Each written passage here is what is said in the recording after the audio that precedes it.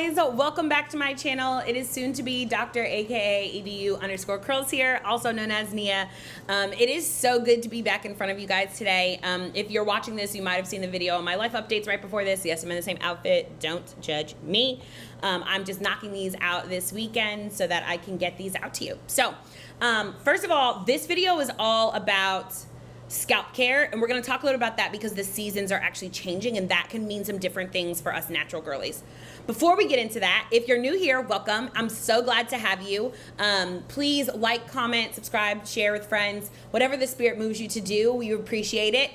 If you are not new here, welcome back. It's great to have you. You guys know I love engaging, and so it's really great to have you back. All right, so let's talk a little about scalp care because we are going into fall, and if your city or state is anything like my city and state, the weather has been real funky. Like October was cold. Like we had some very cold days that almost felt like winter in Houston, which like really never happens. But it did bring a difference in my skin. And so what I notice often with my scalp care specifically is my scalp has a tendency to be dry. So when I was relaxed, and I'll kind of backtrack, when I was relaxed, I used to use the Trader Joe's Tea Tree Tingle because I would get like a dry, flaky scalp. That comes in seasons of my life, really kind of more so on like some of the things in my diet, how much water intake I'm having, things like that. But I was able to kind of like with peppermint type things, tea tree, things like that, I was able to kind of like keep my scalp clear. And when I went natural, like I was able to kind of do the same thing, but I went through like a weird journey when I first went natural, just kind of in like figuring out what products I put on my hair, what products I don't put on my hair, silicone, sulfates, all the things. And that kind of changed what I used a little bit more. I'm actually not 100% sure if the tea tree tingle is clean or not. I can't remember off the top of my head. I'm not using it currently, and that's probably why I can't remember. But yeah, that's kind of where I've been going with the tea tree tingle. And so more recently, I've kind of had that same like experience with like flaking, but mainly in the corners of my head, right like here.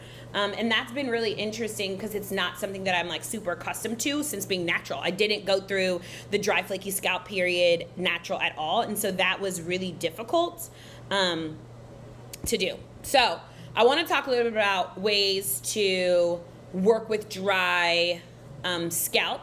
And I'm going to talk about kind of like the 10 ways that I really focus myself on, and we'll walk through each of them. The first is making sure that I wash my hair once a week at most. I try not to wash more than once a week anymore. I've tried to find ways to like preserve the style and like reinvigorate my scalp or use dry shampoo and then refresh. It is harder for me to do, I will say that, because my curls don't really love it. And so that's kind of tricky. Sometimes I will wash twice a week. I'll try to do a conditioner wash the second time sometimes, but sometimes I must shampoo just to get the residue out. And if I do that, though, I use some of my gentler shampoos, like my Camille Rose Sweet Ginger Cleansing Rinse, which is this one. This is not a super clarifying shampoo, and so if I have to wash a second time in the week, I will likely use this in my hair. The second thing that I try to do is making sure that I put oil on my scalp before I shampoo. And I'm going to talk a little about the two oils that I've been using. One is one that you know very well. It's the Camille Rose Cocoa Nibs. I will try to put this on my fingertips and then massage it in my scalp. I have been recently like warming it up, which has been really, really, really great before I even go with my shampoo. The second one that I've actually picked up was just some tea tree oil. And tea tree oil is kind of funky. I don't love the smell of tea tree oil, but for me, like when I was using my tea tree tingle, this was one of the things that was really helpful, and it's for dry, itchy scalp, promotes healthy scalp, and is a fungus fighter, and so I have been using this a little bit more.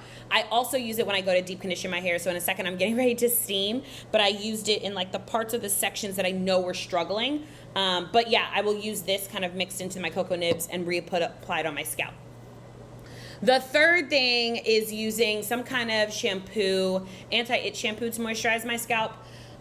This is not technically an anti-itch shampoo, but the ingredients in this product for me are the things that I have noticed in my hair have worked the best in being able to remove buildup and like the dry and flakiness. And that is the Jamaican Black Castor Oil Strengthen and Restore Shampoo with shea butter, peppermint, and apple cider vinegar. This product overall has been really, really great for me. And I've been using it. I've used it a lot over the past few years. And so the ingredients are really just water, sodium lauryl lactate, glycerin, rice protein, shea butter, castor oil, buriti fruit, apple cider, peppermint, soybean, clover, some of the like products or ingredients that you know you really want in your hair to kind of lift the scalp. And so that's kind of what I've been using there. This also serves as my clarifying shampoo, and I use this more as a clarifying shampoo than this one, which is my Sweet Ginger Cleansing Rinse, which again does have really good ingredients, ginger roots, and I kind of go back and forth between these. This is typically when I want like a gentler shampoo. This is when I want more of like a clarifying shampoo and stripping one. I've also been able to use my Dr. Bronner's Castile soap. That also works to do that, and that has been really helpful. The fifth thing that I've been able to do, or fourth, kind of because the third and fourth are kind of the same, but is the hot oil treatment. And I don't do this that often. I will say that I do this typically when I'm deep conditioning in particular, but really just to moisturize my hair and scalp. But I mainly do it on my scalp and pouring some of the oil in there. And I just use the two oils that I showed you before, the tea tree and the cocoa nibs. The next thing that I do is I kind of avoid all of the chemical type products. I already do that in my natural hair, but I really try to stay clear of that, you know, when I'm going through dry patches in my hair. That's like really, really important. The next thing is really just making sure that I'm drinking enough water.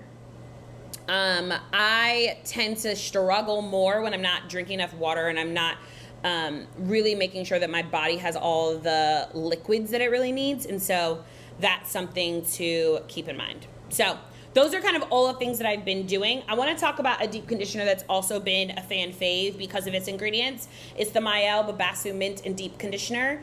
I've been thinking about purchasing more of these products because the tingly feeling of the mint for me is really good for my scalp.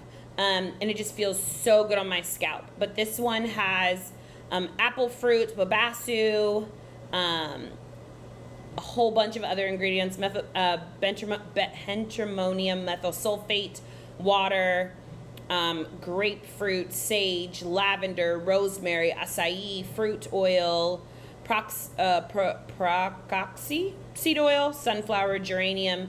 It has a lot of really great ingredients. And this is protein moisture replenisher for dry and damaged hair, and it restores protein and balance. This is one of my favorites. This is what's actually in my hair right now, mixed in with some of my oils. And this, for me, has been really good for my scalp.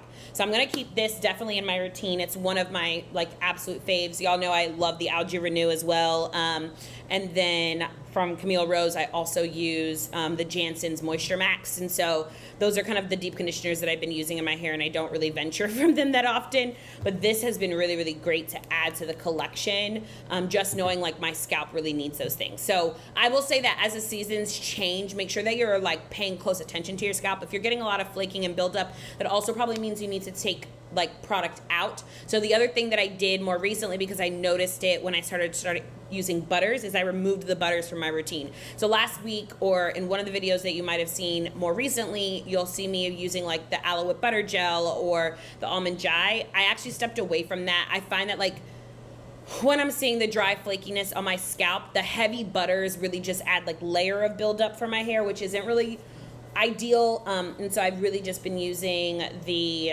Curl of Moisture Milk and the Honey Hydrate in my hair, and that's just really been working for me. And so I'm going to kind of keep that, going to avoid some of the flaking happening in my hair and the dryness in my scalp. But y'all, that's it. That's like really all I've been doing with it.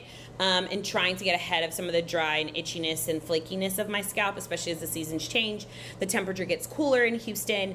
The elements can also do things to your skin and scalp. And so your scalp is just skin with hair follicles on it. And so you really want to make sure that if you're someone who experiences eczema in the winter or drier skin, your scalp is probably experiencing the same. So you really need to be thinking about the care that you engage in for your actual scalp. So that's it, y'all. That's all I wanted to share. Please like, comment, subscribe, share with friends. And as always, I hope you have a great rest of your day.